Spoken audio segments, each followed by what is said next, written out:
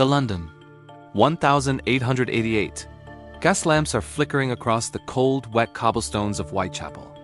The air smells of coal smoke and fear. Women are disappearing.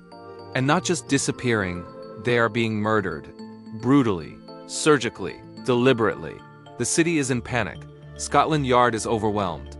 And somewhere in the shadows of East London, a killer is watching. His name, Jack the Ripper, and 136 years later, we still don't know who he was. Chapter 1. The City. To understand Jack the Ripper, you first need to understand Whitechapel. In 1888, this was one of the most desperate, overcrowded, and dangerous neighborhoods in all of England. Over 80,000 people were crammed into filthy, narrow streets. Poverty was everywhere. Crime was normal. And women, especially women with no money and no protection, were completely on their own. This is the world Jack the Ripper chose as his hunting ground. He didn't pick wealthy neighborhoods. He didn't target powerful people. He hunted in the darkness, where nobody was watching and nobody would ask questions. Chapter 2. The Victims. The police officially identified 5 victims. They are known today as the Canonical Five: Mary Ann Nichols, Annie Chapman, Elizabeth Stride, Catherine Eddowes, and Mary Jane Kelly. 5 women, 5 lives. 5 brutal murders, all within half a mile of each other. Mary Ann Nichols was the first. Found on the 31st of August, 1888, in the early hours of the morning. Her throat had been cut twice. The police officer who discovered her body later said he had never seen anything like it in his entire career. Annie Chapman was next. Found in a backyard on Hanbury Street. But this time something was different, something deeply disturbing. The killer had not just murdered her. He had removed internal organs with what appeared to be surgical precision. This was no ordinary criminal. Scotland Yard began to realize they were dealing with someone who knew exactly what he was doing. Chapter 3. The letters. Then, the letters started arriving. Hundreds of letters poured into Scotland Yard and the Central News Agency, all claiming to be from the killer. Most were dismissed as hoaxes, but 3 stood out. The first was the Dear Boss letter. Written in red ink, the writer mocked the police, bragged about the killings, and promised more. He signed it, Jack the Ripper. This was the moment the world got a name for the monster.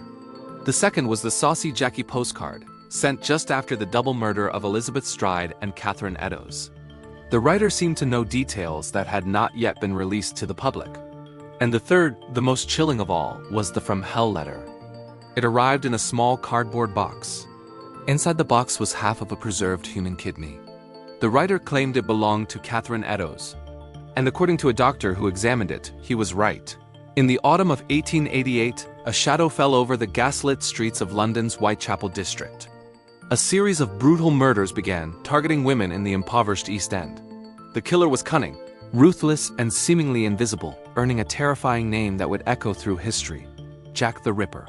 The first victim, Mary Ann Nichols, was discovered on August 31st. Her death marked the beginning of a reign of terror that gripped the city. As more victims were found, each murder more gruesome than the last, a pattern of chilling surgical precision emerged. The killer was not just a madman. He appeared to have anatomical knowledge, leading many to believe he could be a doctor or a butcher. Panic spread like wildfire.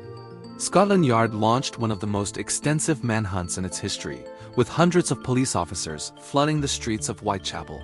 They interviewed thousands of people, investigated over 300 suspects, and distributed 80,000 handbills.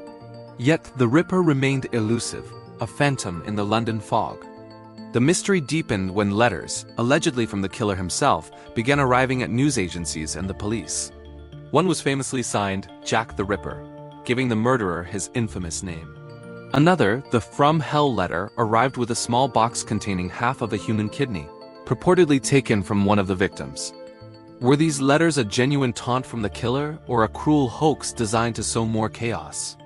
The debate continues to this day. The list of suspects grew long and varied, reflecting the public's desperation for an answer. Names like Montague Druitt, a barrister who was found drowned in the Thames shortly after the final murder. Surin Kolosowski, a Polish immigrant and convicted poisoner, also known as George Chapman. And Aaron Kosminski, a local barber who suffered from severe mental illness, were all scrutinized. Even prominent figures like the artist Walter Sickert and royal physician Sir William Gull were implicated by later theories. But no suspect was ever definitively proven to be the Ripper. The final canonical murder, that of Mary Jane Kelly on November 9th, was the most horrific of all. She was killed in her own room, allowing the Ripper to take his time. The crime scene was so brutal it was indescribable to the public at the time. After that night, the murders abruptly stopped. Jack the Ripper vanished as mysteriously as he had appeared, leaving behind a city traumatized and a case that would become the world's most enduring unsolved crime. Over 130 years later, the identity of Jack the Ripper remains a mystery. He was more than a murderer. He became a dark legend, a symbol of the hidden horrors lurking beneath the surface of Victorian society. His crimes exposed the grim realities of poverty and social inequality in 19th century London and forever changed police investigation techniques. The story of Jack the Ripper is not just a tale of murder, but a haunting look into a mystery that continues to captivate and terrify us. Thank you for watching. If you found this journey into one of history's darkest cases interesting, please like this video and subscribe for more deep dives into the unknown.